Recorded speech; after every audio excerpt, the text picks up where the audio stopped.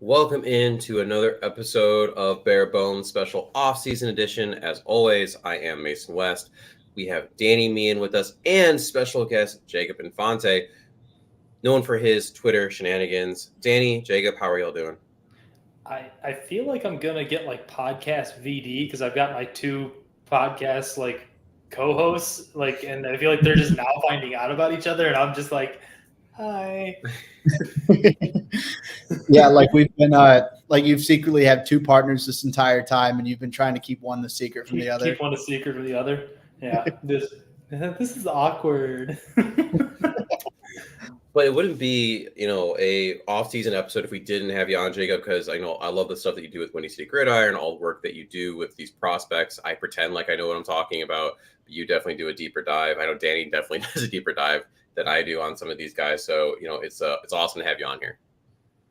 Yeah, no, I appreciate it. I mean, I've been a fan of the show for, since its inception, and, I'm grateful to be on here. So, appreciate you guys for, bringing me in here. We're going to dive right in because we do have a lot of fun scouting to get to. But first, two things. One, yesterday, coaching hires got announced officially, and then there was some talk today from some of those coaches.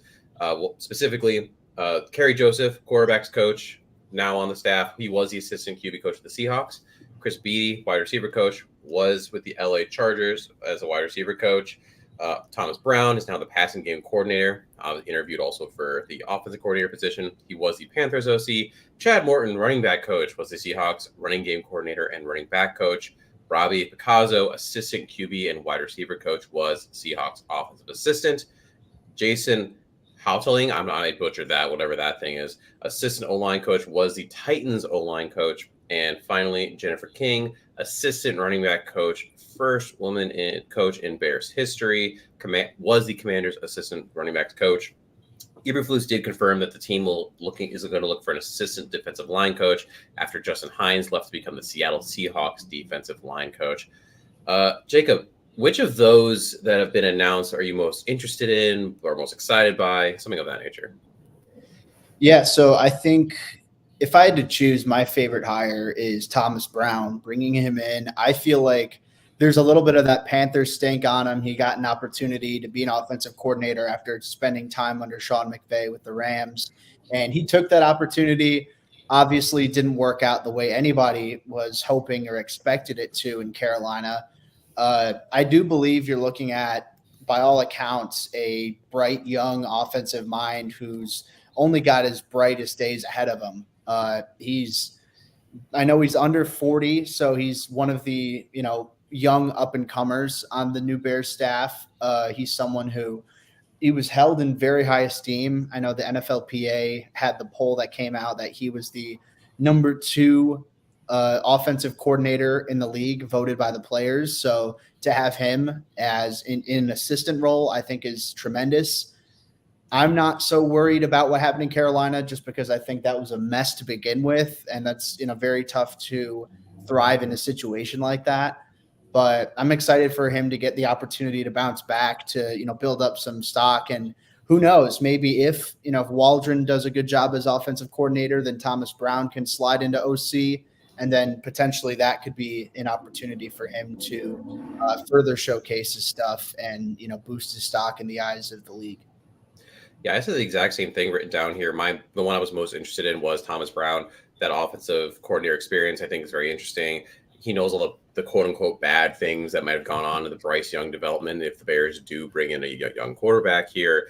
And I mean, how much of that really was Brown's fault versus I just don't think Bryce Young is all that good. There's a bunch of funky stuff. Your best receiver was Adam Thielen in a wheelchair. And like you said, if Waldron does well here, as we hope, as Getsy was supposed to be, can Thomas Brown step in and take over, which is always a issue when you have a defensive head coach. Danny, flipping the script the other way, is there one that, maybe you wish that they would have done differently or a different mentality with one of these coaches? I mean, if it's hard to really nitpick because we really don't know what these guys do. We only know what we can guess on. And we at least have a body of work for Thomas Brown where we know he was the play caller for a segment, albeit not greatly for the Carolina Panthers. If you had to ask me which one I would like, I would probably say Chris Beatty, just because his track record doesn't look all that impressive when you look at like some of the guys that he's worked with. Like he didn't really coach much in the NFL up until the Chargers, and the Chargers were kind of ready made with Keenan Allen. And the guy he probably should have had his fingerprints on, Quentin Johnston, still can't catch the football. So, cool. Well, not sure if you realize this, Mason. Prerequisite number 1 to play wide receiver in the NFL: catch the football. Low key important. Pretty important. Pretty important there. Yeah, I mean, my least, I kind of did more of a category. Obviously, nepotism isn't like a thing here technically, but it's all from the quote unquote Seahawk family, where a lot of the hires are. You like to have cohesiveness, familiarity, everyone being on the same page, so that's a good thing. But at the same time, is there enough there to challenge? Is there different ideas coming in, especially on the offensive side when you have that many? If you look at the OG Nagy staff, it was actually the example of the opposite, though, like too many weird voices going on. So, Well, that was kind of the Carolina thing, too. They just went and hired all the best coaches, but none of them came from the same system or the same ideology.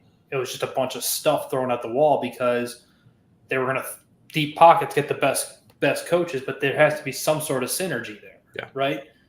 If I want to touch on it, it could mean nothing. It could mean something. Given the way the quarterback position is developing as it is, I think Kerry Joseph is interesting, being a black man and an increasing number of African Americans and people of black descent playing the quarterback position.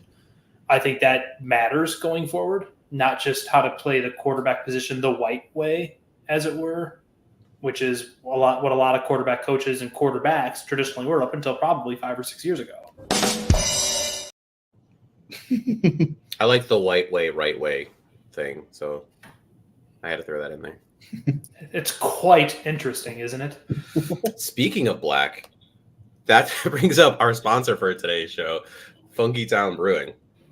As a special Black History Month sponsor, we brought them in, one of my favorite groups out there, newer brewery in the Chicagoland area. Check out Funky Town Brewery, Chicago's newest, freshest, and funkiest black-owned brewery. Their beer can be found at Whole Foods, Jewel Osco, Binny's, the United Center, and hundreds of other bottle shops in the Chicagoland area.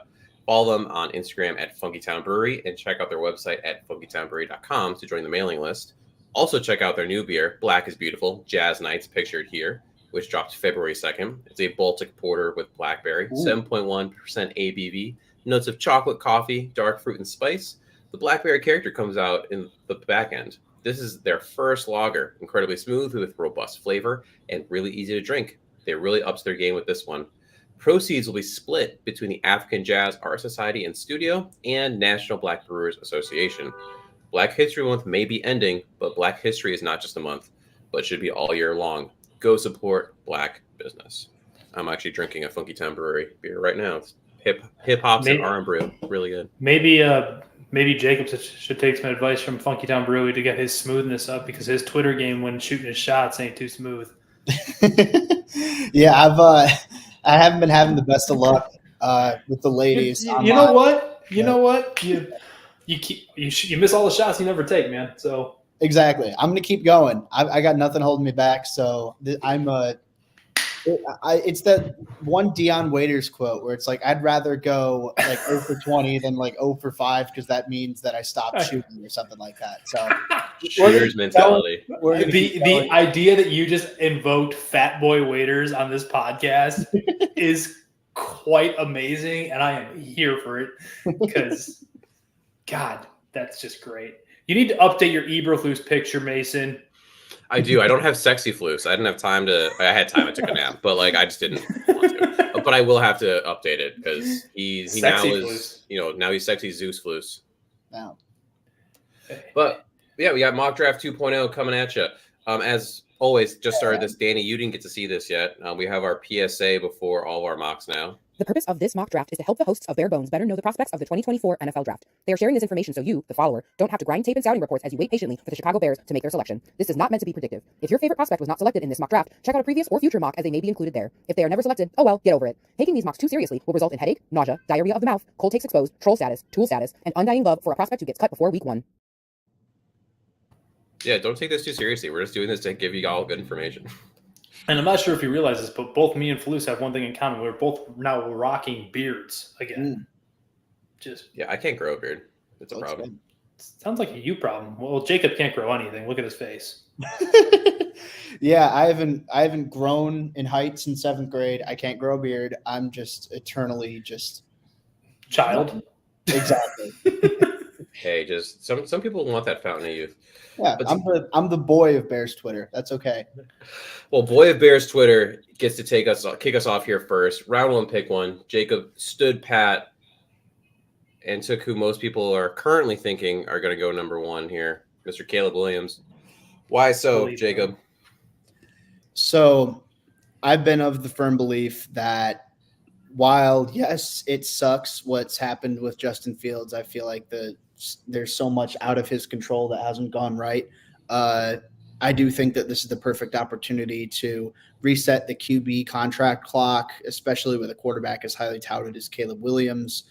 I'd much rather take a shot on someone with an extremely high ceiling like Caleb, who, yes, Fields does have the 3 years of NFL playing experience, but at the same time, he still has so much room to grow. And you're committing to having to pay him $45 million very soon.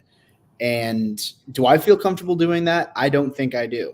As talented as Fields is, he still struggles with a lot of the same things that he did early on in his career. And I feel like Williams is a good enough prospect that you move off of him. So that's why I stuck with him here. He's my top quarterback in the draft class, one of the top quarterbacks I've ever watched coming out of college. So big fan of his game. I do think, the Bears stay put at 1. He should be, and ultimately I think he will be the pick. I mean, totally makes sense with everything you're saying. Last week, Kyrie and I both ended up trading out of the first pick, and actually, funny enough, both ended up taking Marvin Harrison Jr. and not taking a quarterback. Is that path still there? Technically, but for all the reasons you said, not the most likely scenario by any stretch of the imagination. Yeah, no, for sure. And I think that it would be enticing to, get Marvin Harrison, but at the same time, I think the writing's on the wall at this point. And if you can't see it, then get glasses. I don't know what to tell you. There are a lot of conspiracies out there. I don't know. That was a little dad joke, but there are a lot of like borderline conspiracy theorists out there that are like, just because, the Bears social media tweeted out a picture of Justin Fields, he's staying. Like, shut up. Lots of mental gymnastics going on. Exactly. Like, it's, to me, at least, it's pretty clear what's going on. Is this the ideal situation that you would have preferred heading into this year? No. Ideally, you get the number 1 pick and you trade down and you know what you have in Fields. But the reason you take Caleb is you don't know what you have in Fields. So that's cool. I was going to say, Mason and I talked about this a lot going throughout the season and going into last season. Of the worst outcome was not knowing, and we still don't really know. And it's just frustrating because as much as, I loved him coming out of Ohio State, we just still don't have the answers. And he's just a victim of running out of time, unfortunately. Yeah, if you were sitting there at pick 4 because the Panthers weren't totally inept, this is probably a different conversation, right? You're talking about taking one of these receivers at pick 4, something of that nature, and just rolling with Justin because that's what you got. Maybe you're talking yourself into a JJ McCarthy, which I guess I probably will have to mock him to the Bears at some point just to talk about him. But I don't want to because there's lots of reasons for that. But anyway, so Danny and I went a little different. Danny and I traded. Danny traded for the entire Falcons draft, getting pick 8, the second rounder at 43, the third rounder at 74, their fourth rounder, their sixth rounder, a future first, a future second, and a future third in order for the Falcons to move up to pick 1 and I assume take Caleb Williams. I traded back 1 spot. I got the number 2 pick from the Commanders, their second rounder this year, and a first next year. So I'm thinking we're probably going the same direction. Actually, I'm going to go first, apparently. I can't remember the order I put these in. So I took Drake May. I think it's really important to talk about this. I'm ready to get all the hate for this pick. The people who are still thinking Justin will be here next year are not going to like this. The people who are Caleb bust are not going to like this. But in this scenario, I got a good number of picks that really could, and this really could happen if the Bears front office is out on Justin, as we think they are, and they don't trust Caleb the person, or they truly have Caleb and Drake graded 1A, 1B. It's a very close gap, and they think both are going to be very successful, plus the compensation. This isn't trust. So I wanted to highlight what Drake can do and what Drake cannot do. Now, for this, I actually went to semi-friend of the podcast. He's not full friend status. Kyle Morris. You can find his stuff on Twitter at Start Kyle Orton. Also, go check us out his podcast, by the way, called Start Kyle Orton. We're on basically every podcast hosting website and drop episodes every Wednesday or Friday. But he does a really good job breaking down some of these deeper stats and looking at film as well. And definitely a Drake May guy, at least Drake May enthusiast. But so Drake May, 2-year starter, threw for over 3,000 yards, 24 touchdowns, 9 receptions, 149 pass rating, and rushed for 9 more touchdowns and 449 yards. I mean, he's your prototypical QB. Size at 6'4", 230, speed, arm strength. His bloodlines are fantastic. His dad, Mark, played QB at North Carolina. Brother Luke was a 2-time All-ACC basketball player as a Tar Heel. And as Dane Brugler likes to put it, has kind of that little brother syndrome where he just feels like he's got to prove himself and fight for every last scrap he's got.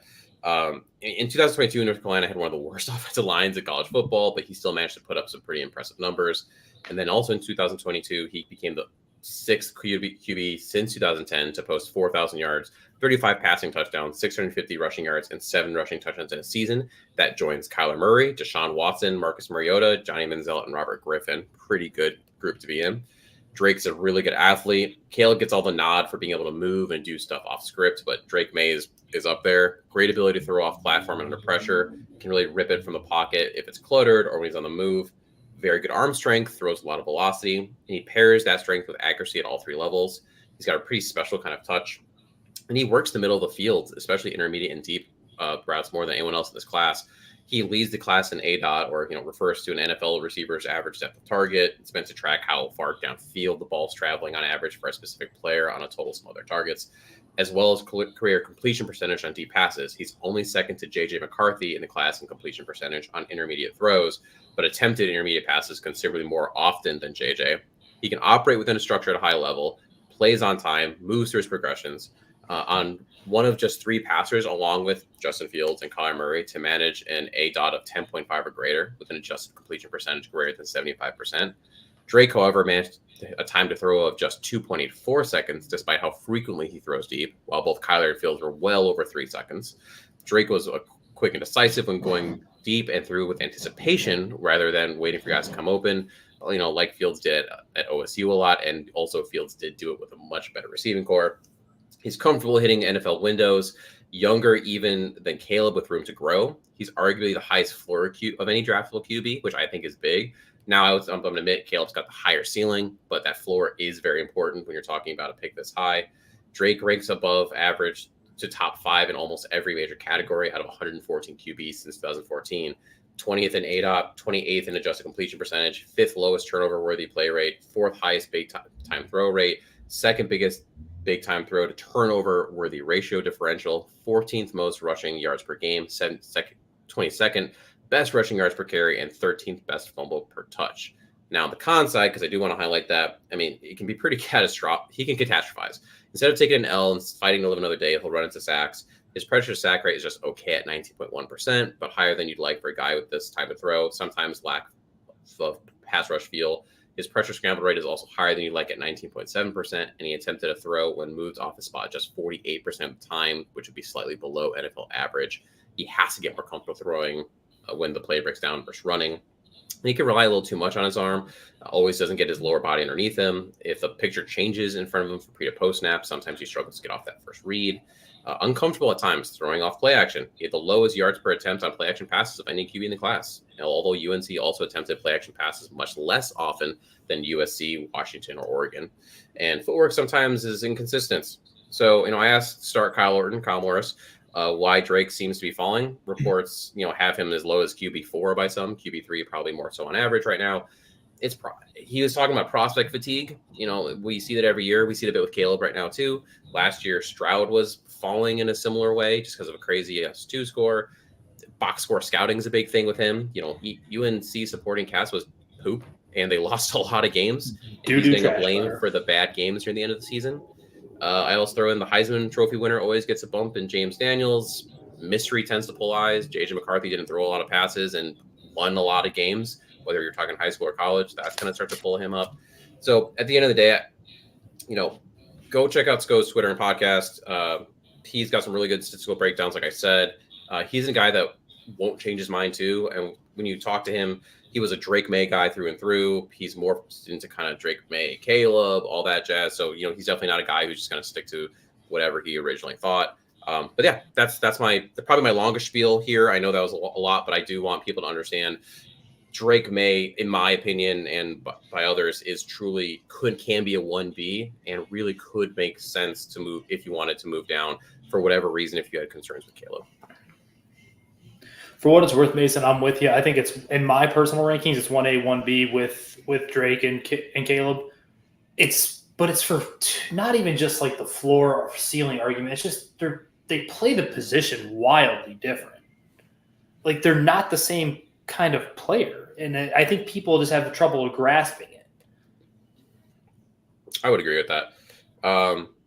So Danny, it's now your turn. So you moved down to pick 8 and also took a quarterback. And took Jaden Daniels, Heisman Trophy winner. Okay, so let me preface this by saying I would never take Jaden Daniels as high. Jaden Daniels is one of my favorite college football players to ever grace a football field. I love this dude. He is awesome at what he does. The problem is he's been in college forever. I do quibble with people who say he's a one-year wonder because he was not a one-year wonder. Go back and look at those Arizona State years and how good he was there. He was a very good football player there. He was just carrying a doo-doo trash butter Sun Devils team around with Herm Edwards deciding that it was just okay to do whatever he wanted on the recruiting trail. And that, you know, what made Herm lose his job. To kind of give you a quick synopsis of Jaden, I've got some notes handy because I've watched a lot of him dating back to his true freshman year at Arizona State to now. He's been one of my favorite guys. Like, if you told me the Bears didn't already have Justin Fields and didn't hold the number 1 pick, I'd be pining for him because I just enjoy watching him play football. But the biggest con, to just get it out of the way, is the man loves to get exploded on the football field.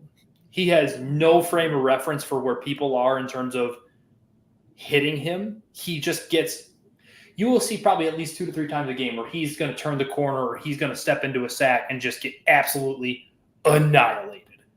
And he is maybe 185 pounds, maybe. Like, he's going to measure heavier like they all do at the combine. But he's kind of a string bean. He's taller. But that being said, you see a game like – I'm trying to remember the game that LSU played off the top of my head where he ran for 200 yards and threw for like 400 yards by himself. And I get he was throwing to Thomas and he was throwing to Malik Neighbors. I don't care. You don't do that unless you've got some special ability. That being said, takes too many sacks, holds the ball too long, avoids the middle of the field like it's the plague. Doesn't have a good. He has a very okay-ish arm. It's more just if he has to come off his first read, it ain't going anywhere else. He's going to take off because he's such a special athlete. He's highly flawed but highly enjoyable is how I would describe him. If you get him in the right situation where you're letting him, I don't know, kind of do like the Chip Kelly thing, I guess, where you're allowing a strong running game behind him, you're allowing him to spread him out and kind of take off running if he wants to. It has to be a very specific kind of offense. That being said, I wouldn't draft him. I'm just doing this for the exercise, like Mason described in his disclaimer for us, of what you would do with him and giving people a taste of what he is. He's a really fun, exciting, dynamic player at the quarterback position. He lacks a lot of traits you want. He has a lot of game-breaking ability, though. That being said, he's kind of like Kirkland brand Justin Fields for what he is. Justin's got a bigger arm. He's bigger, stronger, faster. And he's got better pedigree. than Jaden did, and it took Jaden till year 5 to have this sort of success, even though he was a good player prior. So, is he worthy of a top 15 pick? Sure. Are you going to have to live with his issues? Yeah, because I don't think he's going to fix them. Yeah, it'll be interesting to see. Like, let's say Jaden Daniels went to, I don't know, the Giants for the sake of argument. He sat a year behind Danny Dimes. How does he do in an offense like that? Where right now, out of LSU, like you just mentioned, Malik Nabers, you mentioned Thomas, he had all of the weapons you could possibly want. And when you're now going to be throwing to what the Giants have, as an example, at wide receiver, is he able to elevate that? Because that's kind of the thing we've talked about with Justin. Was he able to elevate those around him in the passing game? The answer was unfortunately no, in terms of what we've seen so far. So it'll be really interesting to see what happens with Jaden Daniels. It'll be so interesting to see what does the combine. Hopefully, he should be throwing. I think the only person that wouldn't be might be Caleb. Yeah, he's a fun player. You'll enjoy his highlights. If you're only going to highlight watch, he's easily the best player in this class, but he's just a highlight. He's got a lot of deficiencies that we can choose to ignore. And then we come to this slide, which all of us did, right? We all drafted a quarterback, so we all traded Justin. Everyone's got different ideas of where you should go, whether you're talking about value, whether you're talking about where you want Justin to succeed, and we all went to different places, which I think is very interesting. Justin ending up going to the Falcons in one scenario. I believe Jacob had that one. I had him going to the Steelers, getting a first round pick out of it, and Danny had him reuniting with Luke Getsy in Oakland, being able to. Jacob and Danny both snagged second round picks. I snagged a first. Yeah. Then Jacob traded again. He took that ninth pick and moved down to 13 with the Raiders. And any walk through like the thought process there, Jacob? Yeah, so I will say that my top preference is the Bears end up with Caleb Williams at 1 and then one of the top 3 receivers in the class at number 9. So probably not Marvin Harrison Jr. Realistically, he's not going to be there. But if one of Malik Nabers or Roma Dunze falls to number 9, they become my top priority for Chicago. I don't think both of them will be available. I think there's a chance one of them will. In the way that the mock draft scenario played out, both of them were gone by the time that I was on the clock. And Brock Bowers was gone too to, kind of really hammer home, all right, you're kind of screwed here. So what I decided to do is I traded down. And I know the Raiders, obviously with Danny having traded with them to give them Justin Fields, I decided that the Raiders are going to move up for a quarterback in this case, and they ended up taking J.J. McCarthy with the number 9 pick. I got a second rounder out of the deal, and I still stayed inside the top 15. So at the number 9 pick, I feel like it's kind of limited as to how many people I'd seriously consider there without trading down. If you, again, like I said, if you can get a Nabers or a Dunze or even a Brock Bowers, I'd be ecstatic just staying there and getting one of those guys for your offense. But otherwise, I don't know if there's an edge rusher I'd take in the top 10 in this class. The offensive tackles are good, but is it really enough of a need? What are you going to do with Braxton Jones? I know you say don't draft for need, but when you have Darnell Wright, who's a good young tackle, Braxton Jones, who's a good young tackle, I just don't think it's likely they take one there at 9. So I just decided to trade down here, take advantage of the the buzz surrounding McCarthy right now, and then net the Bears another day 2 pick. Yeah, between the Justin trade and this one, being able to snag 2 second rounders, that's huge when they currently don't have one. All right, Danny and I, same page at pick 9. I'm going to take it because he just walked out of the room. Malik Nabers, wide receiver out of LSU. This is the scenario that Jacob just talked about. I was lucky enough that I had one of those receivers sitting there, and it happened to be Malik Nabers. So for me, 6 foot, 200 pounds, a lot of comps for Malik, but I see him as DJ Moore 2.0 personally. Over his collegiate career, Nabers has recorded a total of 186 receptions for almost 3,000 yards and 21 touchdowns. There's a reason why some ask how much of Jaden Daniels' ascension in this year in particular was due to Jaden's play versus the strength of his weapons, and part of it's because Malik is amazing. Pro, explosive route runner who can shift gears like nothing, huge mismatch against any DB, exceptional ball skills, tracks mid-stride adjustments effectively, timing and awareness helps increase his catch radius, making underthrown balls an easy catch. can play out of the slot and outside. Contested catches are nothing for him, and I like his ability to generate yards after catch. Pretty elusive with that lower half. Con side, there's a question about his motor. If you look at tape earlier in 2022, there's some inconsistency. You really want to see that game-to-game grind. When it comes to stacking and separating against some of the tighter coverage from top corners, there are some questions. His vertical game is not as elite as you'd like it, just taking the top off. The route tree could be more diverse. While he could eat in the slot with his agility, mastering a wider array of releases and routes would be great. Consistently high-pointing balls, but pure speed, like I mentioned, down the boundary is kind of a gray area. And, you'd like to see him get off the press better. I mean, all in all, though, Malik Neighbors is pretty much the complete package of explosiveness. I'm being nitpicky here. His acceleration and strength that allows him to be a great route runner and physically dominant in run after catch situations. It's a great pick and would be a wide receiver 1 in pretty much any draft that didn't have Marvin Harrison Jr. Yeah, and I was here. I didn't realize I muted my mic. I was just turning on lights in my the nursery. Because we lost our office when the baby was born, I now record in the nursery. Stupid baby. She's actually a month old today. So sorry, not to get off track. Happy month. Not to get off track, but I know I just want to kind of throw my 2 cents. The big thing that I think it is, and I think it's just the offense Brian Kelly runs, they don't really ask those receivers, even going back to Notre Dame, Cincinnati, to run a very diverse route tree. It's not what they do. The object is to just score points and spread them out, throw them where they ain't, kind of thing. My comp, honestly, when I watched him, I know DJ Moore is the sexy one. He kind of reminds me like a cracked out Golden Tate, where people forget how good he was. And he did a lot of his damage from the slot, a lot of run after catch stuff, a lot of problems, very slippery and elusive, and like, I don't know what the word is I'm looking for there, but like just in his lower half, just had a lot of dexterity there and ability to kind of wiggle his way free.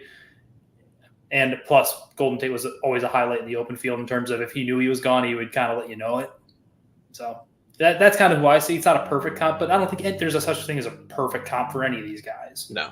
You're just trying to look for different traits that you've seen before, and that's who he kind of reminded me of when he coming out of Notre Dame was Golden Tate and Malik Neighbors. Jacob, you mentioned your preference would have been to take one of the top receivers if they had been available. Do you have a preference between specifically Malik and Rome? I do, but it's a very narrow one. So I have Odunze as my wide receiver 2 and the Neighbors as my wide receiver 3. But again, like you said, I feel like Neighbors would be wide receiver 1 in a majority of these last couple draft classes, as I believe Rome would be too. I know with where I'm at on Odunze, I think that, the size is bigger with, Odunze is a bigger guy. I think he's a bit more reliable in contested situations. Obviously, Neighbors is the better athlete. I think Rome is a bit more polished as a route running technician. And, that's not to say that Neighbors isn't that, because I think he took, massive steps in 2023 compared to a lot in 2022. I saw him mostly just winning with pure athleticism. I think Neighbors showcased the, just an understanding of leverage through his stems and the ability to, set defensive backs up in one direction and then attack them in the other. I think that Neighbors, just his route running IQ in terms of his footwork and his hands usage, footwork especially, got better in 2023. But I do think that Odunze has shown a more consistent route running awareness, if that makes sense. The ability to exploit zone coverage, to find soft spots, and the ability to attack that, the ability to create separation from press coverage, the ability to, win against essentially any coverage from any alignment. I love all 3 receivers though. Yeah. All the 3 guys, it's just minor nitpicking stuff at that point. But again, if Neighbors is available at 9 and the Bears take him, I'm going to be doing cartwheels. I think that Neighbors is maybe the most fun receiver to watch in this class. Is, you guys summed it up really well. He's got all the tools in the world, especially athletically, to be a stud in this league for sure. I think Jacob put it right. I think I would have the same preference of Rome, just because he'd be a better fit as like the Z to the X to DJ. Like, not that there's anything wrong with the redundancies, but when you rather have a more diverse complement of wide receivers versus just a bunch of guys who are kind of the same dude.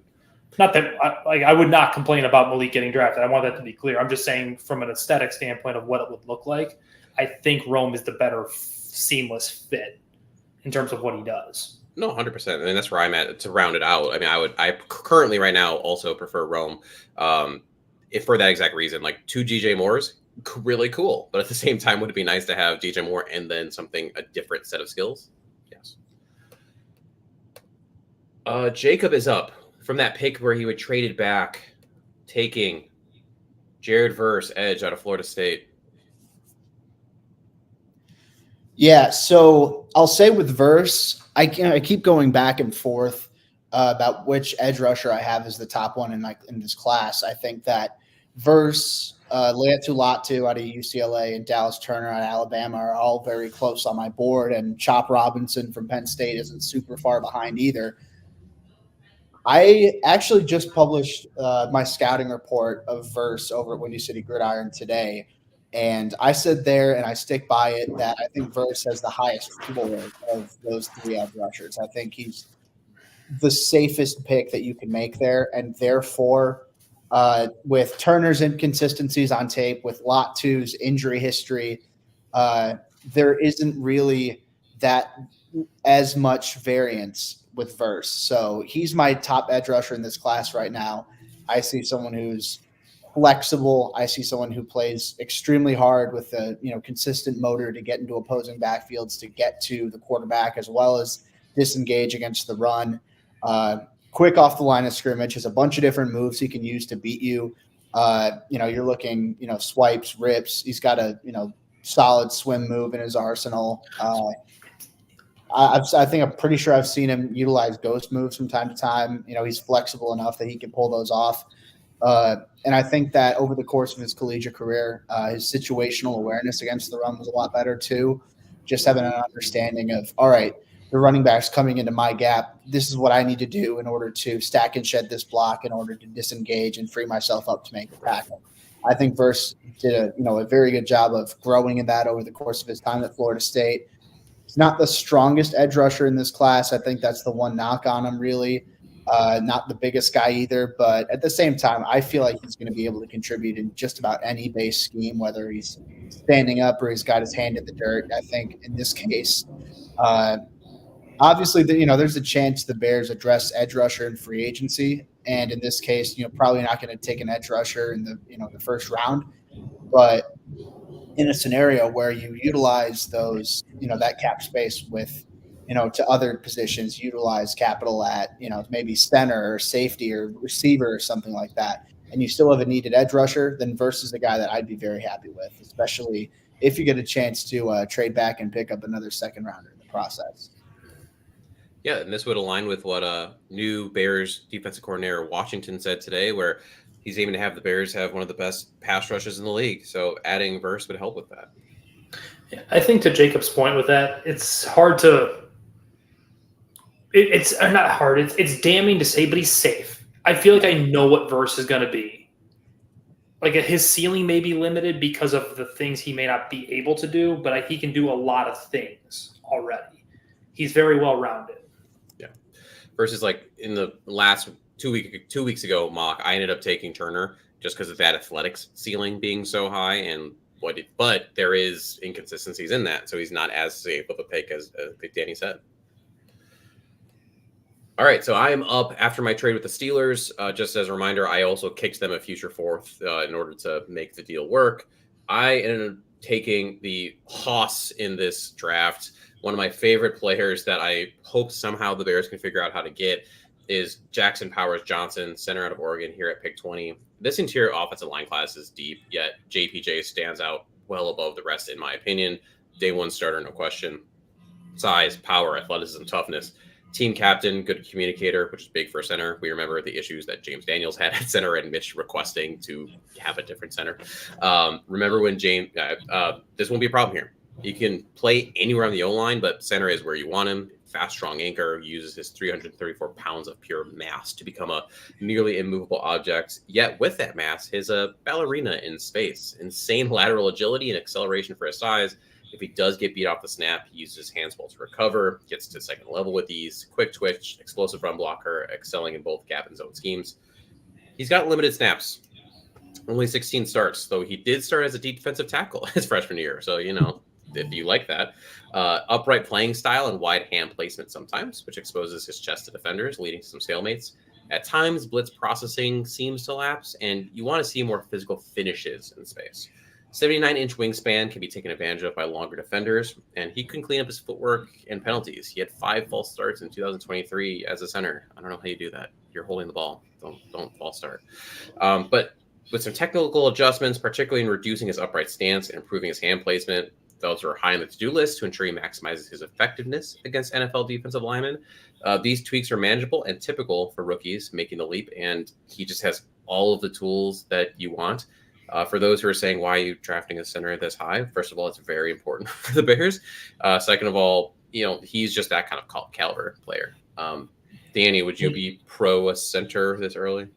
Sure, why not? I think Jackson Powers-Johnson is awesome. There's not much he can't do, and he's young too. He was one of the first juniors to ever be at the Senior Bowl this year, along with a few others. But I think you're going to see him go higher just because I think he's going to test well. I think the tape is undeniable on him. He just happens to play center, which is going to push him down a little bit. But if they somehow ended up getting that second first rounder or third first rounder rather from Pittsburgh, then yeah, by all means, go do it. What's funny is he's actually a total Steelers pick, and it's funny that you ended up with him at the Steelers pick in your little trade scenario. Funny how it all works out. All right, so I also just ended up moving down with my second round pick. I moved back one spot and gained another 4th rounder. I thought it was important to have left here. So, just one spot. Who cares? Quick break, and then we're going to churn through the rest of this mock.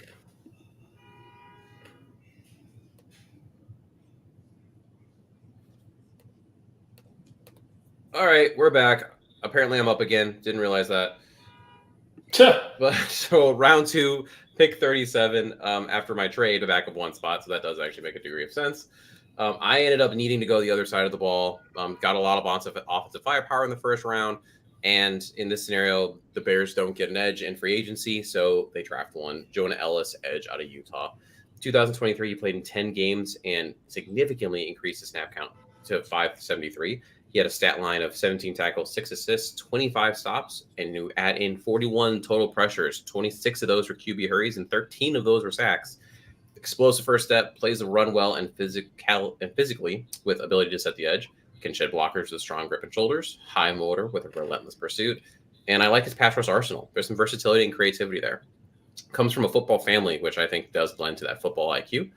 Con, small frame, 6'1", 243. Tightness in his hips that limits his lateral agility and flexibility. He wants more out of his bend. Just doesn't fold as well. So I think, seeing him at the combine, seeing how he goes around that stupid drill they have with the football on a stick is going to be really interesting. Powerful lineman can overwhelm him. And he's had some injuries over the last 2 years. They're starting to mount up. Partially torn labrum in his shoulder, and that is why he only played 10 games. His comp right now, blend between Will McDonald and Felix and Nduke Uzuma. I'm going to butcher that last name. But the edge on the Chiefs, that's who he's also like. Just needed to get some defense going. You know who he reminds me of, Jacob? Oboe coming out of Oklahoma a couple years ago. Okay. I can see that. The smaller, just technician of a pass rusher kind of thing. That's just kind of who he reminds me of. It's not perfect. I've only watched, admittedly, a game of his, in all 22, not broadcast. So it's very early on. But just the one game I watched, I was like, that's kind of reminiscent of Oboe coming out. Yeah, no, I don't dislike that comparison at all, honestly. And I feel like he's someone who obviously has the size limitations, and I feel like that can sometimes show up for him in the run game. But like you guys have said, he's, quick off the snap. He's got a nice arsenal of pass rushing techniques that he can use Exactly. He can use to win off the snap. And one good thing about his, his shorter frame is naturally he's the lower man at the point of attack. So, don't really have to worry about pad level a ton with him when he's engaged in contact. So I like Ellis. I don't have him this high, admittedly, but I do think he's going to go day 2. I think he's someone who, once you get down from that top tier of, the Verse, Latu, Turner, Chop, you can make a good argument that Ellis is the next guy up. So especially if you need an edge rusher in this class, regardless of whether you sign someone in free agency, I'd love to, continue to add this edge class back. very much. Exactly. Just stack up this, at edge rusher, build, like Eric Washington said, that dominant, one of the best pass rushes in the NFL. And I think Ellis would certainly get you closer to that. Danny, you're up. Round 2, pick 43. A man after my own heart. I was going to say, Jacob's going to like this. If I had to handpick one edge defender in this class that Matt Eberflus is going to be salivating over, it is this young man right here. He is 6'5", every bit of probably 290 pounds, big, long, levered arms. He's well proportioned. Like you see some guys, if they're at their weights, like they're sometimes top heavy, got that jailhouse body. Some guys are all lower half. He is very well proportioned. He's got big legs, big, broad shoulders. I really enjoyed his tape, mainly because what was the big thing we talked about with like DeMarcus Walker coming over last year from Tennessee? Inside, outside versatility. Mm-hmm. He offers the same kind of versatility, I think, at the next level. I also really enjoy the fact that he is just brute power. He is developing his pass rush moves, and I think a lot of times, maybe you could speak to it, Jacob, having probably seen him in person. Yeah. He almost looks like he's thinking through when he's trying to pass rush. Like you can tell he's like, oh, swipe here, chop here, do whatever he's trying to do. It's like, I know coach says I need to do this, so I'm going to try and do this to make sure I'm doing what I'm coached to do. Yeah. At his best, he's a bull rusher. It's all power. It's all long arm. It's all let me get into your body, use these long tree vines to push you away. He's got almost 35-inch arms, I believe he was measured at the combine, or not the combine, the Senior Bowl. I really like his fit, especially given what we know they like at edge defenders in this defense under Matt Eberflus. It's funny how we think of it with Lovey, the smaller, shorter, faster pass rushers, even under Tony Dungy in Indianapolis, where it was like Freeney and it was Robert Mathis. And Flus seems to go the other way. He wants these bigger, heavier, longer, almost freak athlete types. The other thing that's going to hamper Robinson, I think, is he tends to play high, like at times, just because I think it's the nature of being 6'5". But if you told me I could pick one edge in this class to give to this regime, it would probably be him. Yeah, and to that point, I mean, I'm a big fan of Darius Robinson as well. I've had him as a day 2 prospect for, majority of this, this season itself. This seems like the right area. Mid 2 is where I would think. Yeah, I think this is about where he should go. He might go a little bit higher just because of the tools and what he had at the Senior Bowl, people expect him to do at the combine. He's, the hot prospect right now. But having watched Robinson develop over these last few years, he was on my radar as a prospect last year, but decided to go back to school. I think that worked out gangbusters for him because last year, and you still saw it a little bit this year, some of that raw, processing, still a little bit of a work in progress. Pad level can be an issue for him from time to time, but he got better. You watch him from 2022 to 2023, he's more decisive. He's got more moves he can use to win, whether it's inside or outside, along with the insane length, the athleticism, the physicality that have always been there with him. Dude, he's so violent. He's such a violent football player. I love just watching like the ferocity, like when he has that initial jab, when he locks up with you. God, I wouldn't want to be one of those offensive linemen. I'll tell you that. That's like a gunshot. Like I said, the one thing I want him to do is stop looking like he's thinking. And you can tell when he when he has to disengage and try to the adjust to the adjustment, right? It's what we always talk about in baseball or football or whatever it is. When people learn what you're doing, when it seems like people figure him out, he's now thinking of like, oh, how do I combat this? What is the adjustment back to the adjustment? All right, next, Jacob, round 2, pick 43. We got Xavier Worthy, wide receiver out of Texas. Oh boy, I'm gonna shut up here. So I think with Worthy, you went Caleb Williams, you went Jared Verse here, and now you have 2 second-round picks in my mock. Worthy was the top receiver, at least on my board, available with this pick, and he's someone where you're getting athleticism, you're getting lightning in a bottle with him. Just a dynamic athlete with, very good deep speed. He's the type of guy I expect him to run quite well in an athletic testing sort of situation. He's someone who can make you miss in the open field. He's someone who's got a lot of he's got quick feet near the line of scrimmage, the ability to beat press, even if he's a skinnier receiver, just because of how good his feet are. And he showcases, some solid hand quickness, trying to break free from man coverage. I have concerns. The reason I don't have him as a first-round pick is, 1, he's super skinny, and 2, he gets a case of the dropsies from time to time.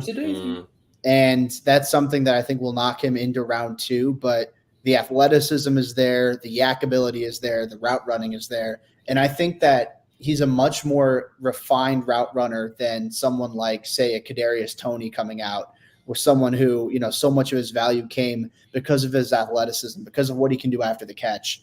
And despite those drop issues, I think Worthy's a better route runner than Toney, or, someone like that, like a Jalen Reagor maybe.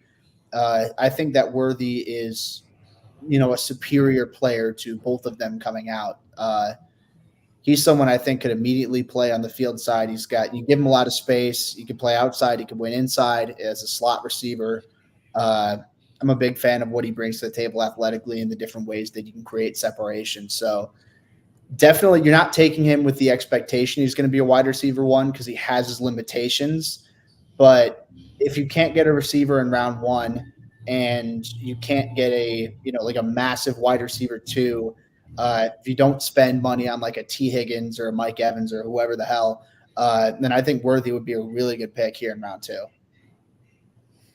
That brings up an interesting point, not to backtrack too far, but, obviously free agency before the draft. If you don't go get one of those guys you just talked about, Jacob, and then the draft doesn't fall your way with some of those receiver, or in theory may not be falling your way, guys are coming off the board. What do you do to make sure that you have truly your wide receiver 2? Because like you said, maybe Xavier is not like a fully what you want there. I mean, are you getting more aggressive and trading up in the draft? Like you're going from 9 to 7 just to make sure you have that and don't have to fall into this worry? Or are you comfortable enough having a guy like Xavier Worthy being number 2 behind a DJ Moore?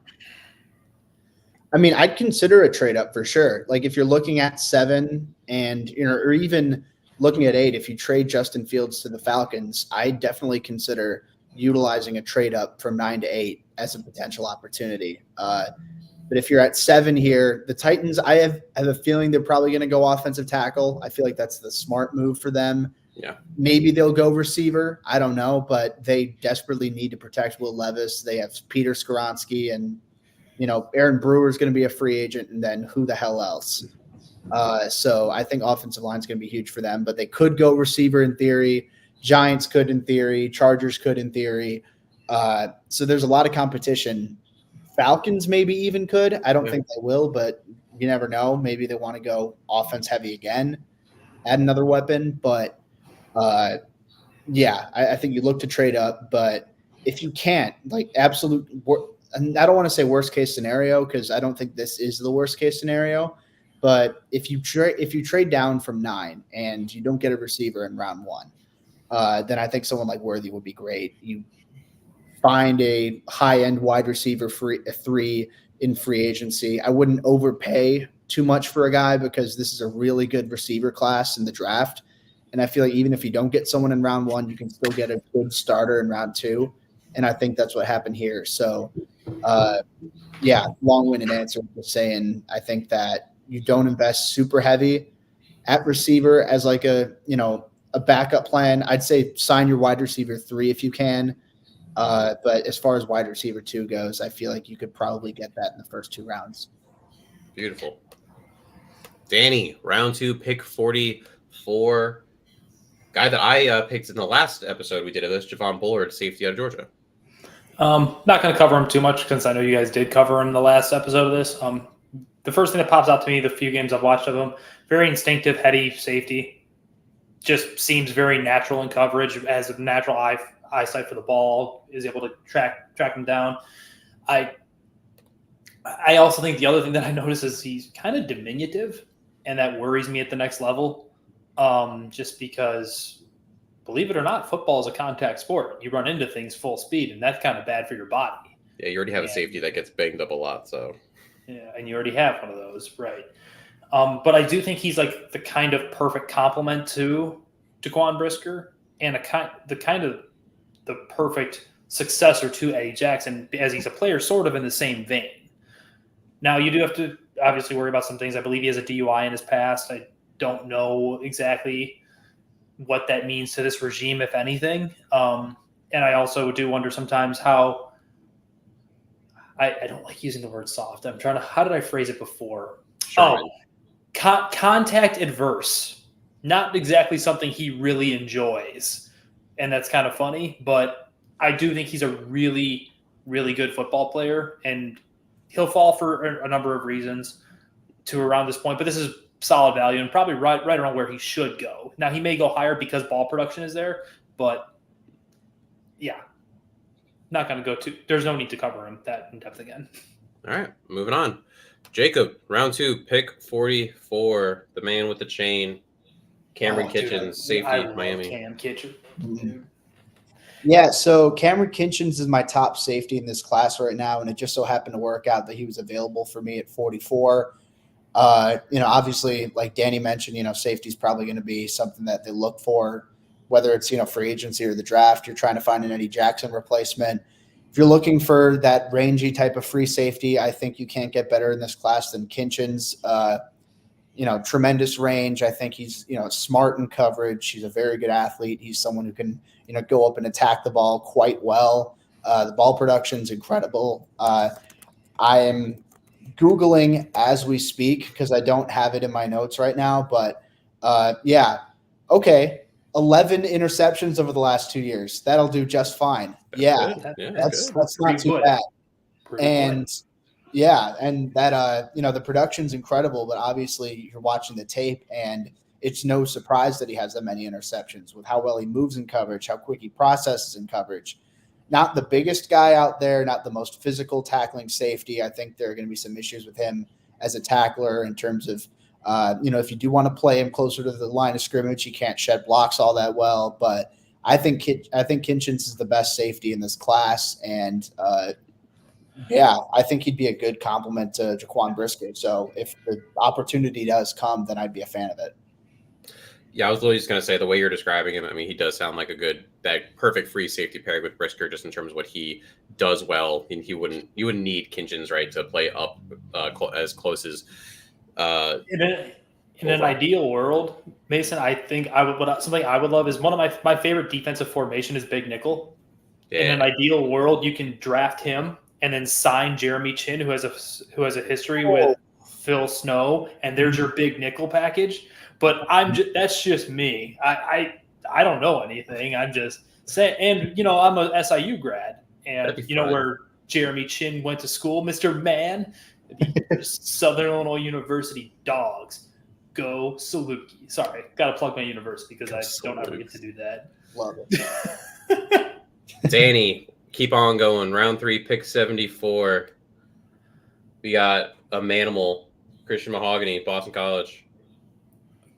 First thing that pops to me, the very minimal stuff, easy mover, real good athlete at his size. I think he's got guard center versatility. He seems to be climbing up draft boards right now, despite playing for a lackluster Boston College Golden Eagles squad. I don't think this is too high or too low. I think it's probably, again, about right. I could see him, depending on how he tests, if he tests well, climbing even further because of the interior versatility. But it's kind of cool. Him and the Bears GM, Ryan Poles, share an alma mater, so that could play into it. I don't really have enough to say about him because I haven't watched a ton of them, but I just figured it was good value based on what the word was coming out of the Senior Bowl and the limited I had watched. Yeah. So, Jacob, if you have anything to add, chime in. By all means. I would say, like, from what I'm hearing, right around here is where he should be going, and I think he might even just creep higher too. But. Yeah, I mean, I think that this is pretty fair value for Mahogany, and I'm glad that he's getting attention because his 2021 tape was really good. Then 2022 he suffered a torn ACL, and then this year he was able to put together some tape. So yeah, I'm a fan of Mahogany for sure. I think that he's going to be limited in terms of just pure athleticism, but he's nasty. He's nasty. He's got a really strong anchor. He's stout. I'm a really big fan of the weight distribution with him. Even if he doesn't have like the highest ceiling from an athletic perspective, I think he's going to be a solid starter at the next level. Yeah, I don't think he's a minus athlete. So yeah, that's good. Danny's apartment smells of rich mahogany. I'm up round 3, pick 75. A lot of safeties going. It's like it's a need or something. I went with Sion Vaki, safety out of Utah. I didn't have the second round pick because I ended up getting the first for the Justin trade, and I didn't end up trading back enough to do that. So here, I think this is a risk. I'm not going to lie.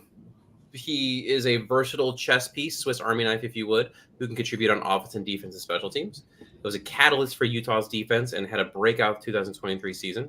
Helped on offense when the team's backfield was just obliterated with injuries. He had 59 tackles, 2 pass breakups, and an interception on defense. But on offense, he had 42 carries for 317 yards with an average of 7.5 yards per carry and 2 touchdowns. Explosive athlete with very good straight line speed, has good size for either running back or safety. As a DB, Utah utilized Vaki as all over the formation. He spent time as a single high defender in the slot, in the box. He was the most effective in the slot, where he can be physical with runners early on the route and close quickly on runners near the line of scrimmage. He displayed above average vision as a runner and had the straight line speed to stick his foot in the ground and explode through the hole. Runs strong and displays very good contact balance. Outstanding receiver out of the backfield, which the Bears have lacked overall, displaying soft hands and runs well after the catch. Cons. He saw action in every game in 2022, but only made 5 starts at safety before starting every game in 2023. So, lack of starts is a question mark for evaluators, but so is what is he in the NFL?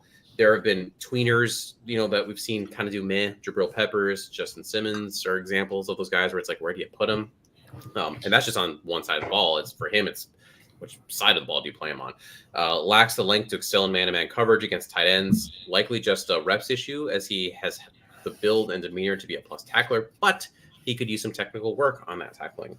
If I were drafting Vaki purely as a defensive back, he would be a late day 3 preferred UDFA kind of guy, but I would likely want to sign a veteran in this case to start next year and have Vaki take over some as he proves if he can be a true impact player, but he can definitely be a special teams guy for sure at a minimum. So like I said, this is a risk. It might be a little high for him, but just that versatility just is cool. I mean, I'm just playing Madden right now, I guess, but to have the idea of a guy who he's a gamer. He's going to step up to the challenge you give him. He's so athletic, and being able to have that at free safety is just something that's very tantalizing for me. Plus, being able to then have him take some onus off the backfield and on the offensive side.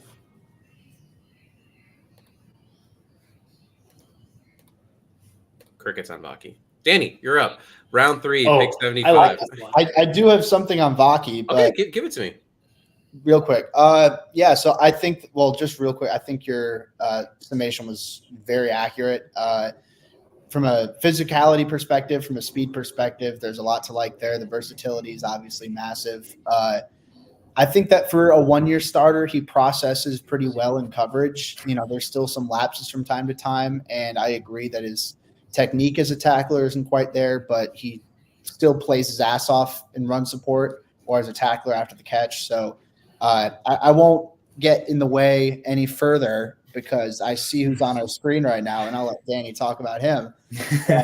I'm with you as far as Vaki. I think there's upside there, maybe a little bit of a risk, but tools are there for him to succeed.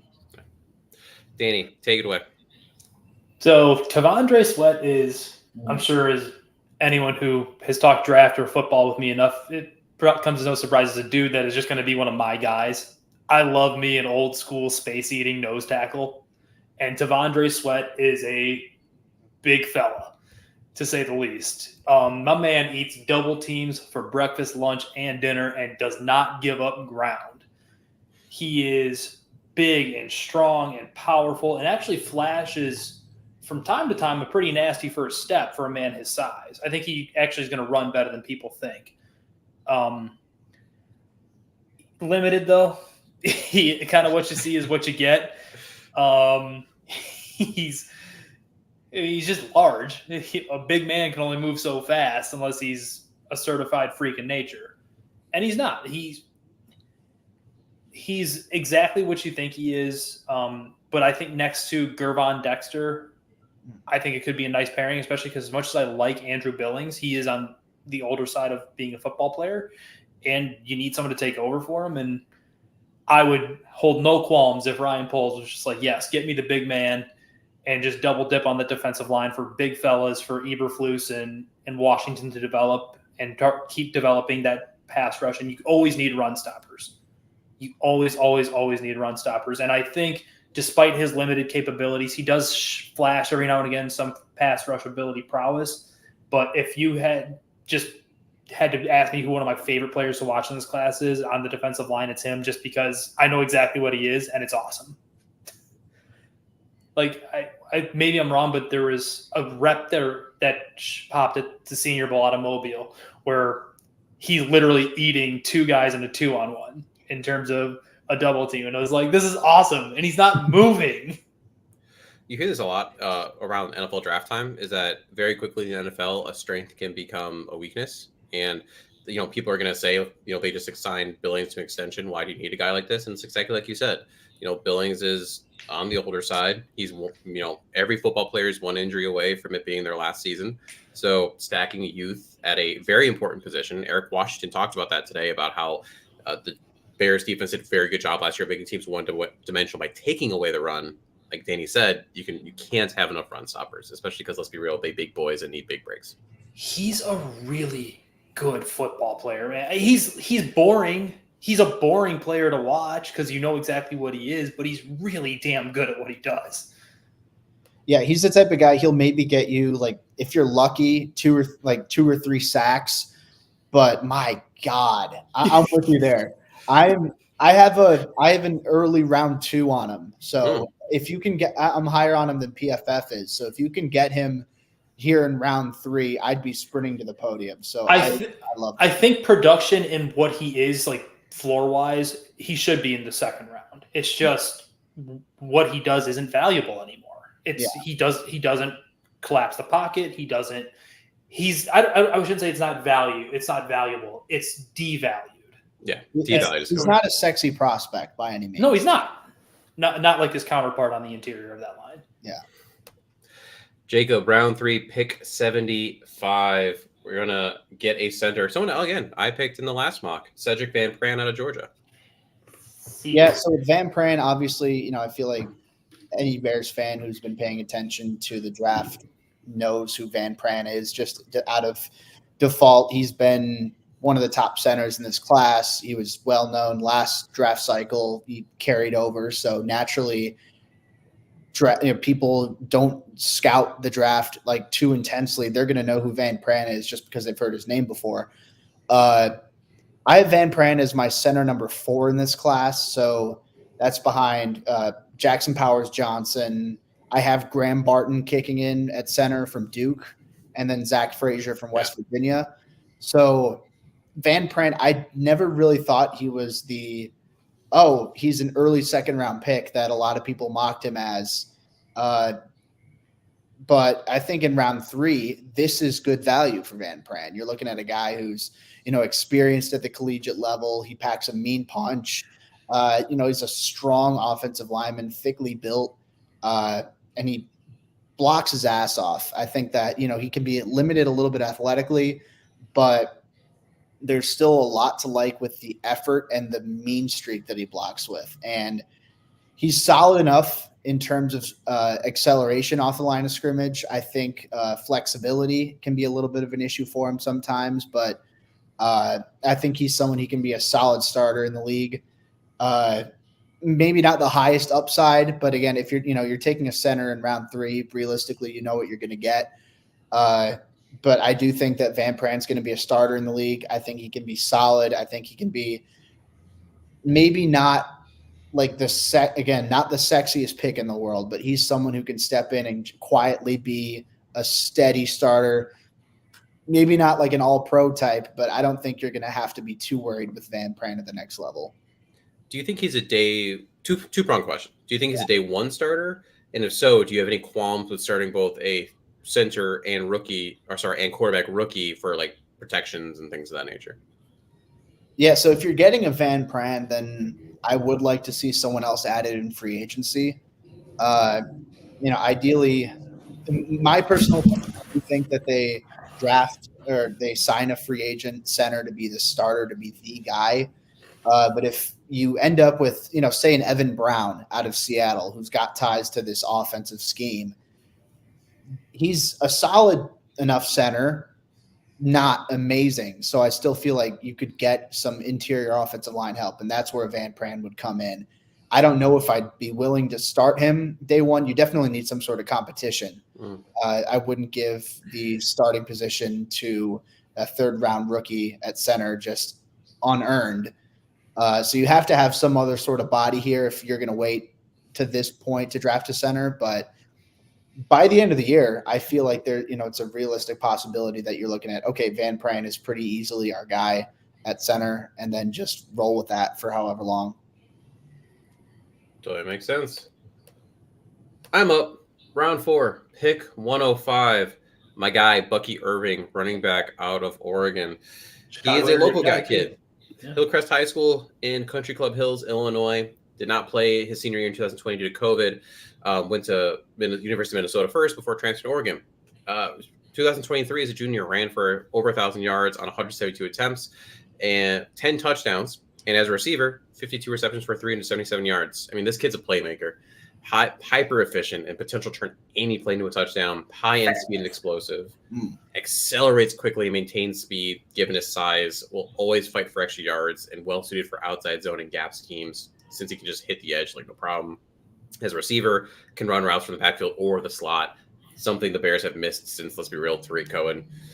He's a lighter frame. Can he add bulk without losing that speed that he's got? And he can leave rush lanes a little too early looking for the home run. Takes on too much of the weight of the offense upon himself instead of taking advantage of what is given to him by the defense. I guess that's what happened when you have Bo Nix as your quarterback. Receiving skills, while strong, are primarily limited to short passes and screens, but he has some room to grow there. And pass blocking is a question mark. You haven't really seen much of it, and it just doesn't really ask to do it. He is a ton of fun to watch. For every misread or miscalculation he has, I mean, there are just so many big runs that just take the breath out of the defense. His ability to outrun defenders and create havoc in space is just unnatural, and projects as an important high volume runner in a backfield rotation at the NFL level. But he should be able to become potentially even like an every down back in that rotation. Yeah, and I think that if you're drafting a running back in this class, it'd be helpful to have, like we were talking about at receiver, it's nice to have a variance of different skill sets. You can't have all just the same guy. The defense is going to be ready for that. You need someone to mix it up. I think Bucky Irving would be exactly that because he's more athletic than, say a Khalil Herbert or Roshan Johnson. He's more elusive. He's not as strong as those guys. But if you're looking for a change of pace back in round 4, I think this is about good value for Bucky Irving. Maybe you could argue round 3 for him.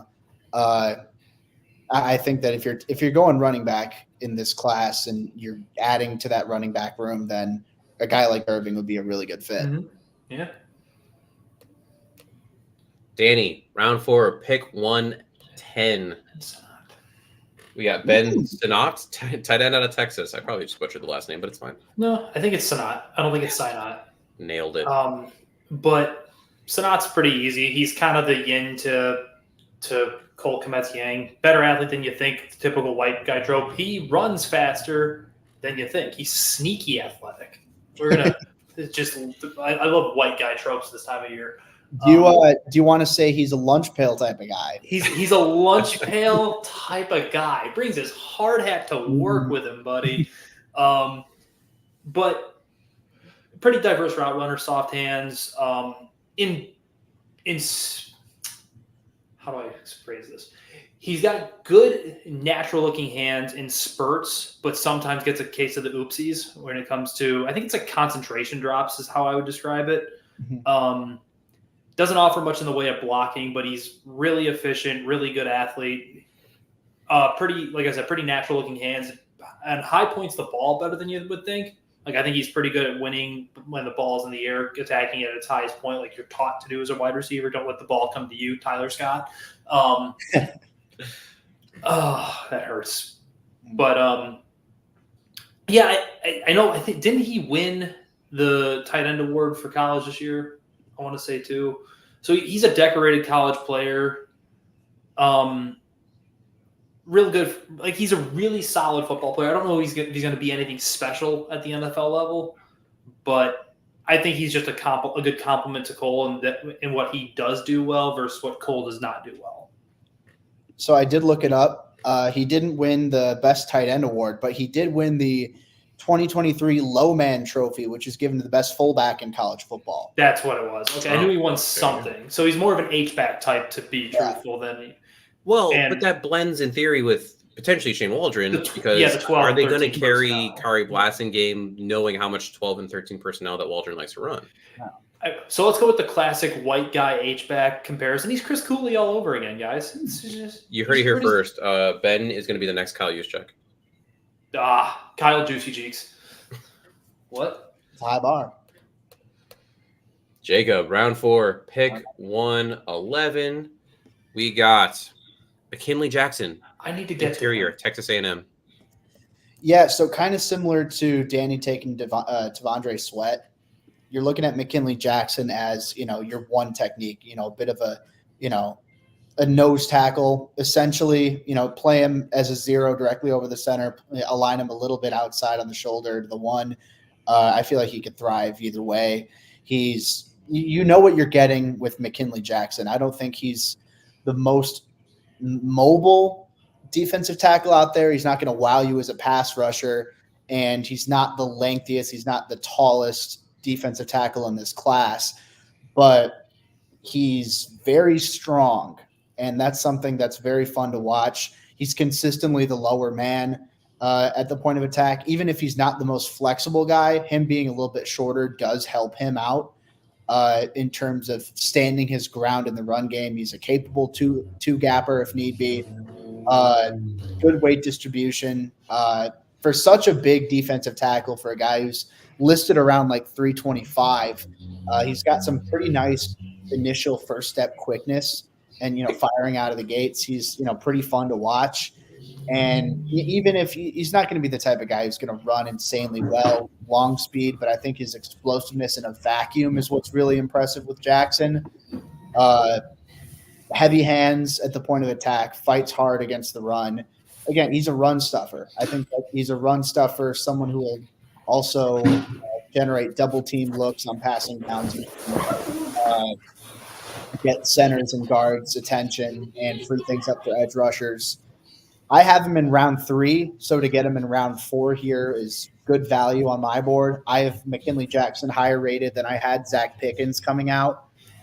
So, for reference, Pickens being the first pick in the 3rd round, I do view Jackson in a higher light than that. So time will tell exactly whether he gets drafted that high. But I think you're looking at a steady run defender. He's the type of guy, you start Billings at the one tech, but you also have Jackson who can rotate in, maybe offer a little bit more, juice, a little more explosiveness in a vacuum. So, yeah, just another defensive lineman to add to the rotation here. Beautiful. Danny, round 4, pick 111. So because we're at the point of just picking prospects to inform people. There you go. This is probably my favorite running back in this class to just watch. Well, one of 2. There's another one at Purdue who I'm pretty high on that is going to be probably right around this area in the draft as well. But Braylon Allen looks like he was concocted in a lab to play running back in football. He was featured on Bruce Feldman's Freaks List. He power cleaned over 400 pounds.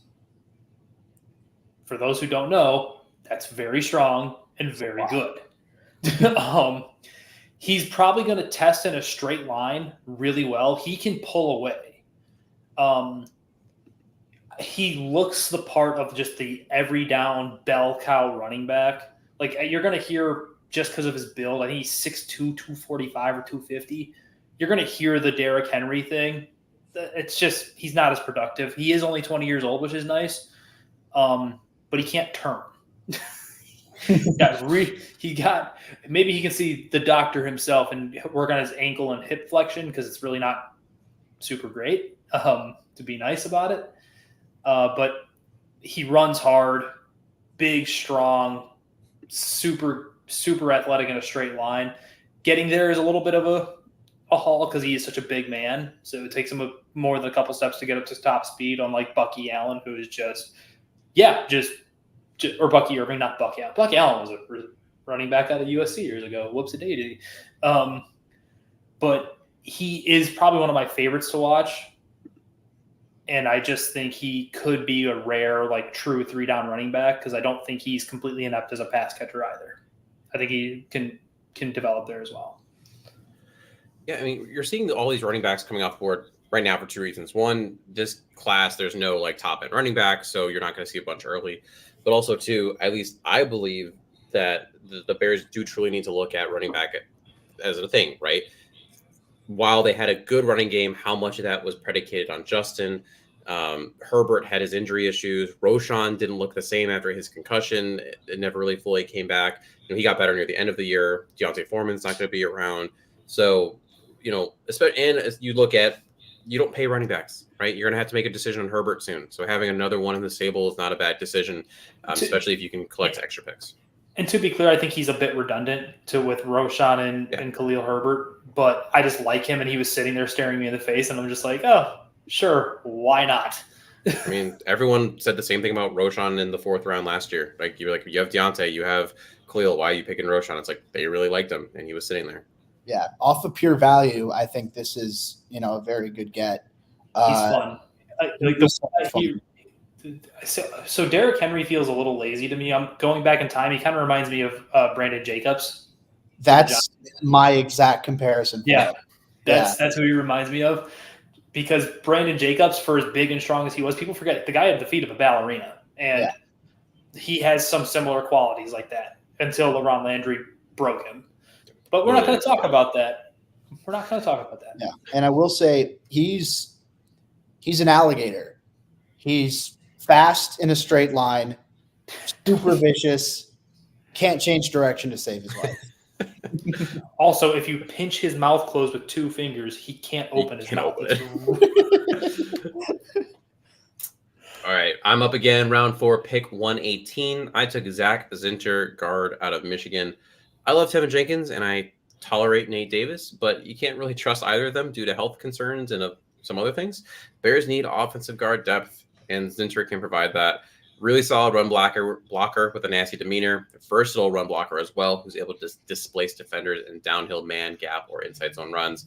High football IQ, short area quickness, precise, violent hands, which I love, and strong hands. He's hard to shed once he latches on.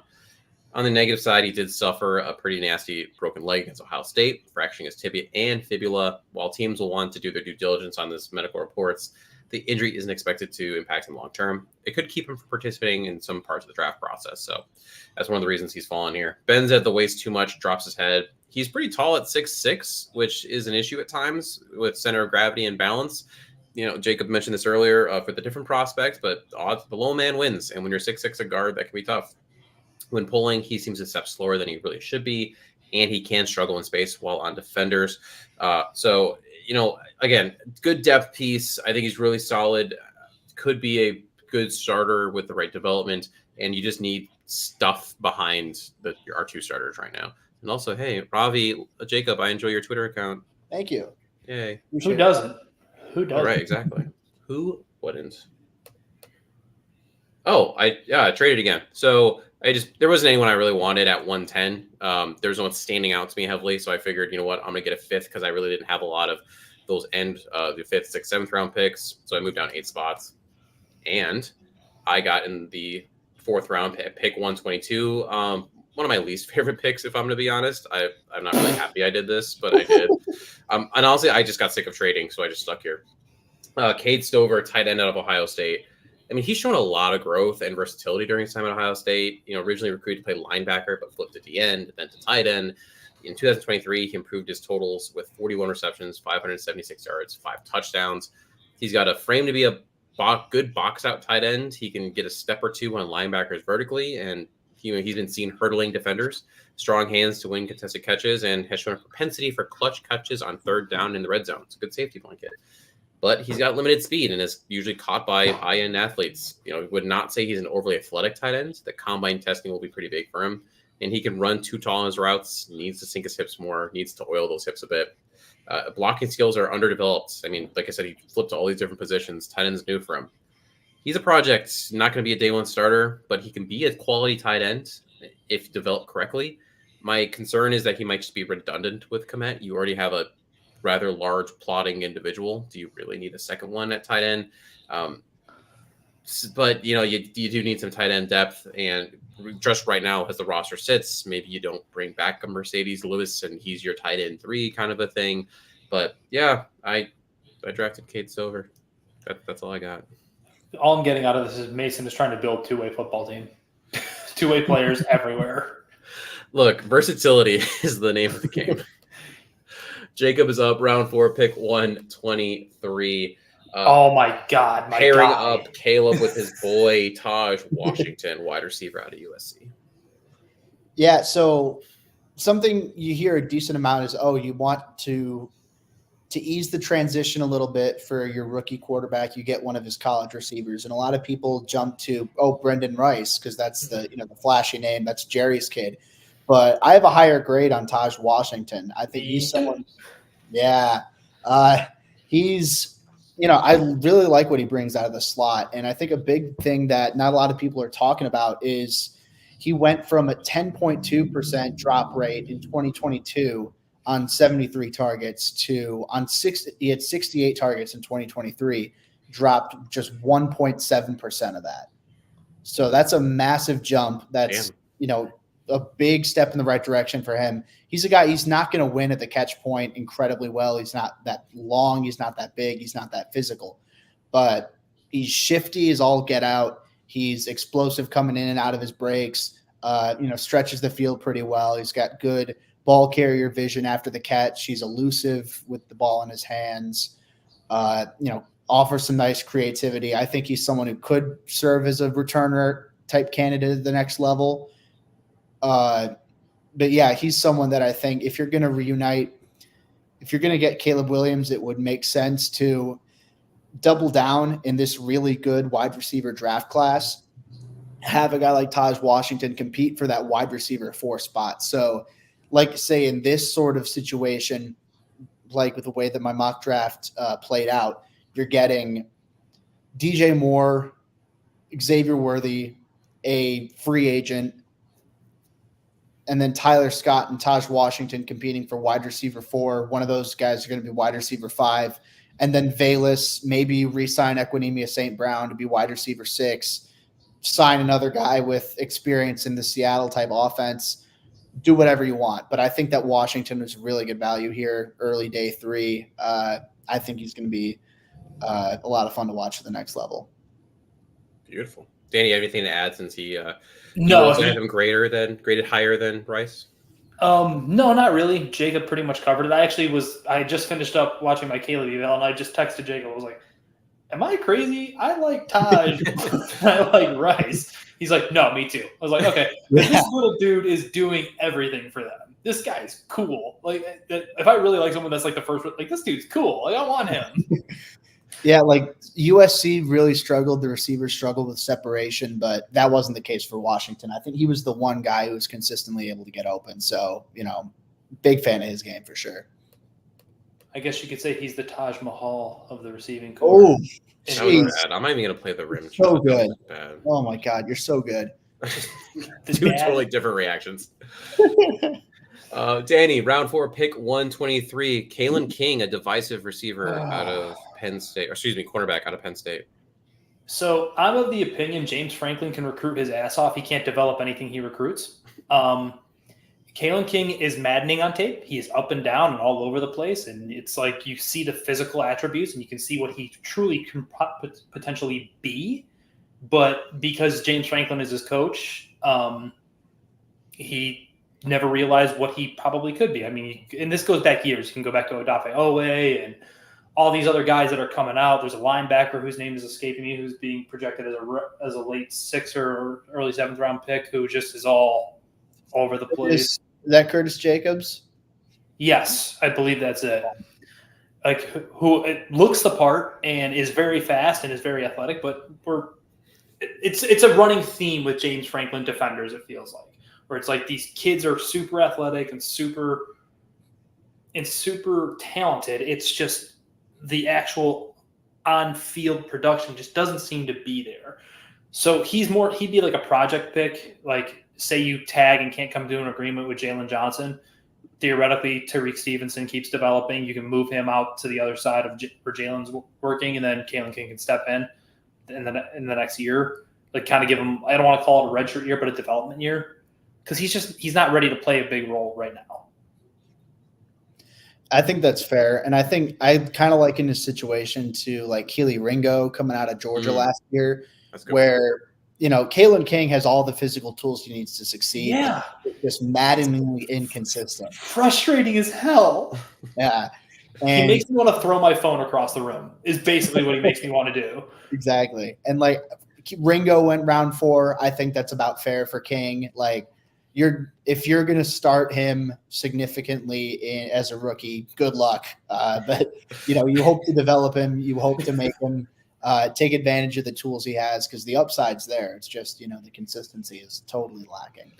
Yeah, and the coaching staff that Eberflus has put together, you would think that it is one as people that were pooping on the hits principle and all that stuff. I mean, that's kind of the place he needs to end up, somewhere that is going to really hone him in, get him in structure and make the most out of the innate ability that he has, because it is there. It's just not anywhere near consistent. Yeah. Whatever. He's a really talented player. He makes me so upset when I watch him. Before we get into this, though, Daddy Duty is calling me, guys. I've been on for an hour and a half, so I probably have to bow out at this point. The only receiver, there's a receiver left. He's my last pick in my draft. I want Jacob to do him justice because he's theoretically just either like big, physical, questionably hand wide receivers or small pocket rockets. And the Oregon State man who is ending to round out my draft is very on brand for me. So I want Jacob to make sure he does it. We'll let Jacob captain that one. Yeah. I do apologize to all the listeners and to you, Mason, but I didn't think we were going to be talking this much. What made you think that? Knowing there were three of us who talk the way that we talk. I'm dumb. Because I have a slight case of the dumb. That is my own fault, but Daddy Duty is calling me. It's been a pleasure as always, gents. I'll see you in a few weeks. All right? Be good. Take care of each other. See you, friends. We're wrapping up here anyway. Perfect. Actually, Jacob took the tight end that I probably should have taken and wanted to take earlier, but it didn't fall right. Round 5, pick 143, Theo Jackson, tight end out of Penn State. Yeah, so Theo, I was impressed with the strides that he took this year. The tools were always there with him, just Penn State didn't really utilize him in a high volume type of situation. And, 34 receptions isn't necessarily super high volume, but they used him a lot in the red zone. He had 7 touchdowns, and I think you're looking at a guy with, just a massive frame, listed at 6'6", 260. He's got a massive catch radius. He uses his raw size pretty well as a run blocker. Still a little bit raw in that regard, but the raw size and the raw strength that he brings to the table definitely gives him an advantage over edge rushers who might not have the best plan of attack. I think he's a coordinated athlete. I don't think he's an elite athlete. He might not test insanely well, but he's fluid across the middle of the field. He's an effective seam route type of weapon, good ball skills, natural hands catcher, makes grabs away from his frame. good ball skills. Yeah. So I think Theo Johnson, he's someone I have as like an early day 3 pick, maybe around 4. I think that this tight end class, there's Brock Bowers, massive gap, Jatavion Sanders, and then there's a gap. But in like that round 4 range, there are a handful of guys I think could be very good tight end 2s. And Theo Johnson's, I think, a guy who could definitely do that. So I think that this is, this stood out as good value to me. This is my last pick. I didn't trade down. I think the Bears would, in all actuality, to get a head start on undrafted free agency, get someone round 6, round 7, someone that the coaching staff is higher on than the consensus. But yeah, for all intents and purposes, this is my last pick, and I'm pretty happy with how it turned out. Yeah, absolutely. So running through some of Danny's picks here, we'll highlight the one that he really was shaking to talk about. Yeah. In round 4, pick 143, he took Walter Rouse, tackle, out of Oklahoma, just trying to get a little more depth on that offensive line. In round 5 at pick 146, I ended up taking Jordan Jefferson, defensive line, LSU.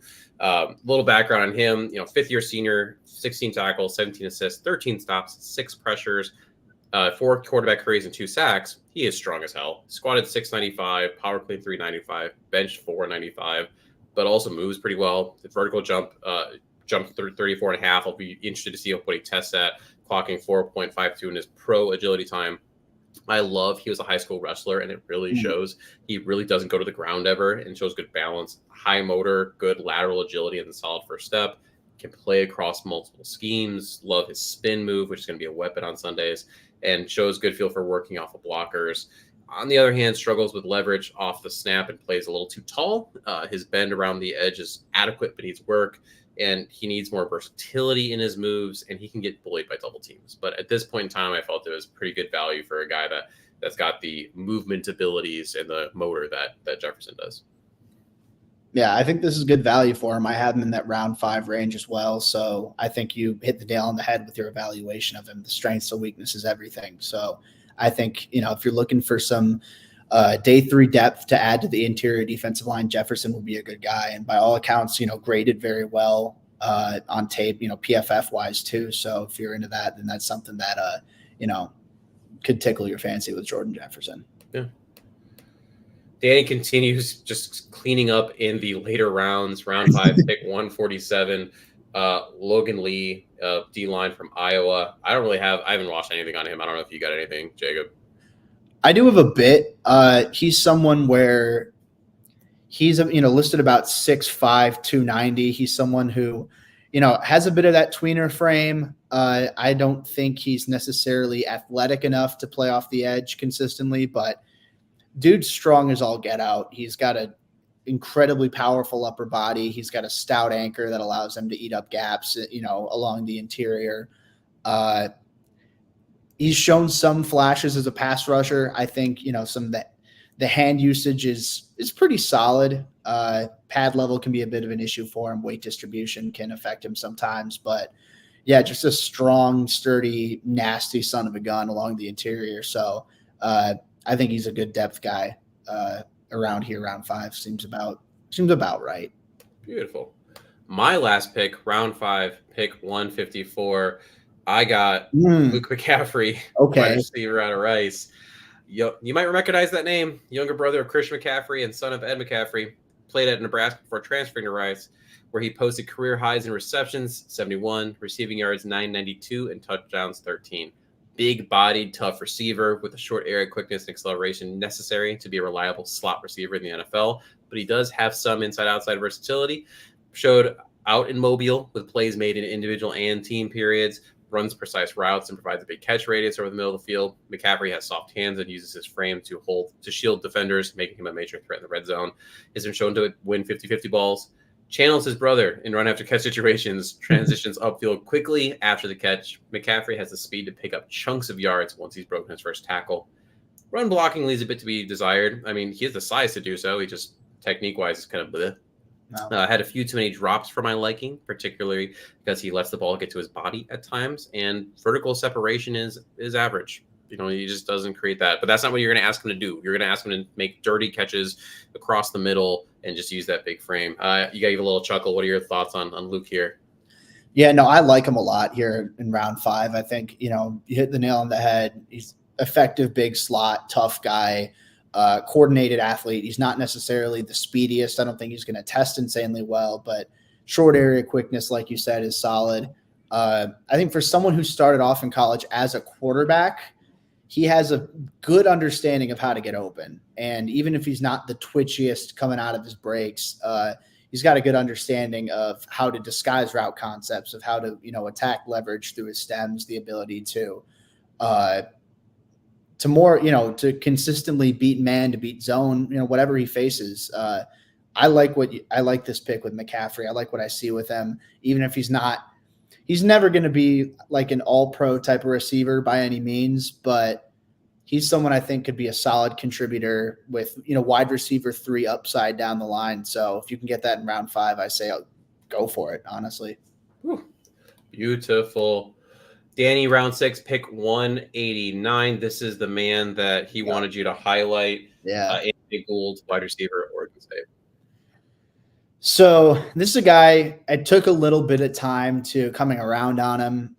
He does get a case of the dropsies from time to time. He's smaller, around 5'8", 172. And I think part of it was initially my stubbornness to change, in that I wasn't a huge fan of Tank Dell coming out of Houston for a lot of the same reasons. He was undersized. He dropped too many balls, but Anthony Gould is just a very, very good athlete. He's one of the best yak receivers in this class.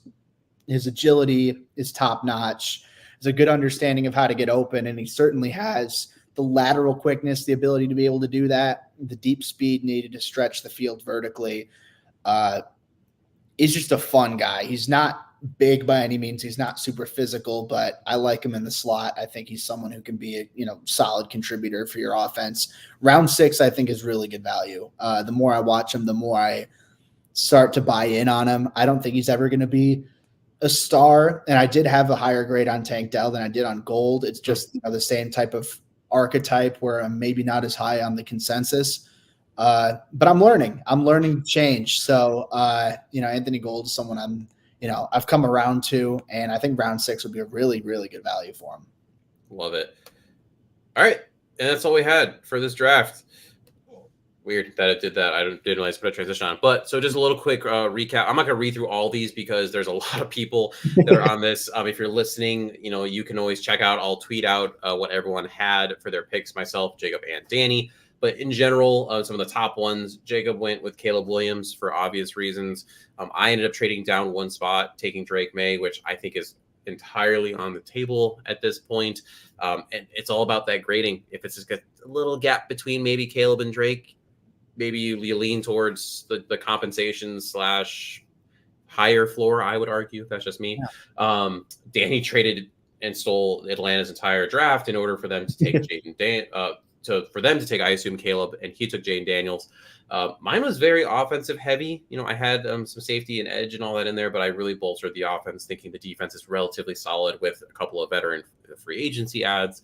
Jacob had a pretty nice spread here across the board. Those couple receivers, because let's be real, the Bears are going to need it. He wasn't able to snag one of those top 3, whereas Danny and I both took league neighbors, but made up for it with Xavier Worthy and Taj Washington later. And then Danny just was all over the place. He had so many picks, but really filling all the needs that you needed. Braylon Allen was probably the most funny or interesting pick because do the Bears need that kind of a running back / player? Not really, but he'd be fun. And then I would also highlight the project that is Kalen King because he's got opportunity there. It's just isn't there consistently. But Jacob, thank you so much for coming on. Everyone should know this at this point, but if they don't, where can they find your work and all your awesome takes and all your funky fun takes? Yeah, so you guys can follow me on Twitter at Jacob Infante 24. I've got the handle down there underneath my name. You can find my articles over at Windy City Gridiron. Like I said earlier in the show, I just published my Jared Verse scouting report today. I've had a handful of scouting reports go out. You follow for mock drafts, big boards, player analysis, the whole shebang, the whole 9 yards. my Patreon, you can subscribe to. It's in the link of my bio on Twitter. You can find it over there. I've got some solid stuff coming up there. Hoping to ramp up some player interviews. Just finished one up. So stay tuned on that. Exciting times. I love the draft, and I'm just grateful to have this opportunity to be able to showcase it with like-minded football guys who actually know what they're talking about. So I appreciate you having me on. Yeah, absolutely. And Bare Bones will be back in a couple weeks. We're doing this. We're gonna have 4 more of these that we're doing.